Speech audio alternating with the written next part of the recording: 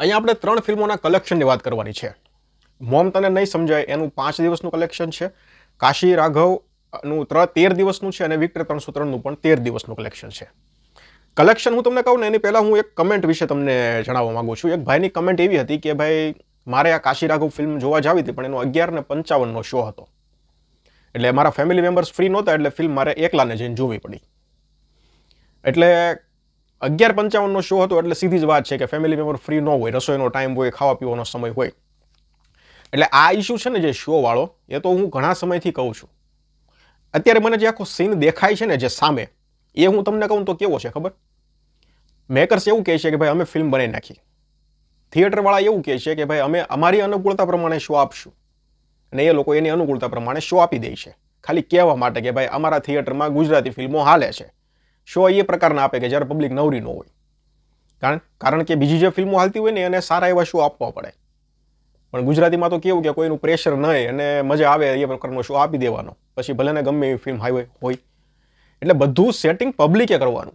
11:55નો show છે તો તમારે જોવાનું. તમારા ધંધા બિઝનેસ હોય તો એક દિન રજા પાડી દેવાની. ઘરે રસોઈ બનાવવાનો સમય હોય તો તમારે એક દિવસ હોટલમાં જમી લેવાનું, પણ શો તમારે 11:55નો જોવાનો, કારણ કે પબ્લિકે સેટિંગ કરવાનું ને. એટલે થિયેટરવાળા એવું કહે છે કે ભાઈ અમારે 11:55નું સેટિંગ છે, તમારે મેળ આવે તો તમે જોવો. મેકર્સ એવું કહે છે કે ભાઈ થિયેટરવાળા જે પ્રમાણે શો આપે ને એ પ્રમાણે જોવો ફિલ્મ, પણ અમને સપોર્ટ કરો. કોમ્પ્રોમાઇઝ બધુંય પબ્લિકે કરવાનું.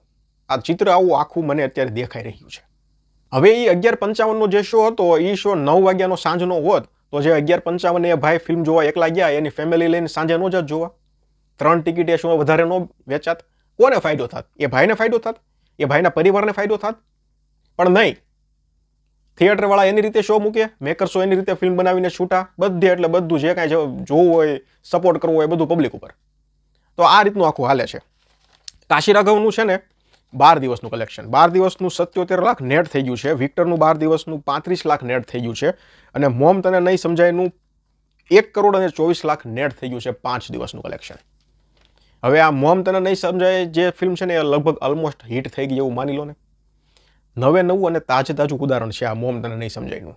નથી ફિલ્મનું પ્રમોશન, નથી ફિલ્મના ટ્રેલર કે ટીઝર રિવ્યૂ કોઈએ કર્યા હશે, 1-2 જણાએ લગભગ કર્યા હશે. પહેલા દિવસે ફિલ્મ રિલીઝ થઈ ત્યારે નથી કોઈએ ફિલ્મના રિવ્યૂ કર્યા. હા, ત્રીજા દિવસે અને ચોથા દિવસે એ પ્રમાણે બધાના રિવ્યૂ આવ્યા. એટલે આ મજબૂત કોન્ટેન્ટવાળો જે આખો સિલસિલો જે છે ને, એ જ જીતે છે. પ્રમોશન, પેઇડ પ્રમોશન, ખોટે પૈસા દઈને પ્રમોશન, આ બધું કાંઈ નથી જીતતું. મજબૂત કોન્ટેન્ટ છે. જો આ ફિલ્મ છે ને, આ પ્રોપર શો મળશે ને આ ફિલ્મને, તો જાન્યુઆરીમાં ઘણી ફિલ્મો આવવાની છે, ગુજરાતી છે, બોલિવૂડમાંથી પણ છે.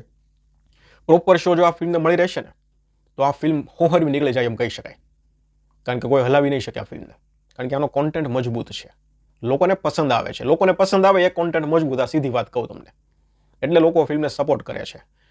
એટલા માટે હું કહું છું કે કોન્ટેન્ટ છે ને એ બનાવવામાં ફોકસ કરો, નહીં કે અમને ખુલ્લે આમ પોડકાસ્ટમાં ગાળો આપવામાં, નહીં બેફાલતુની કમેન્ટ કરવામાં, કે નહીં ફ્લોપના જે ટોપલા છે એ પબ્લિક ઉપર ઢોળવામાં. એમાં ખોટો સમય ન બગાડો.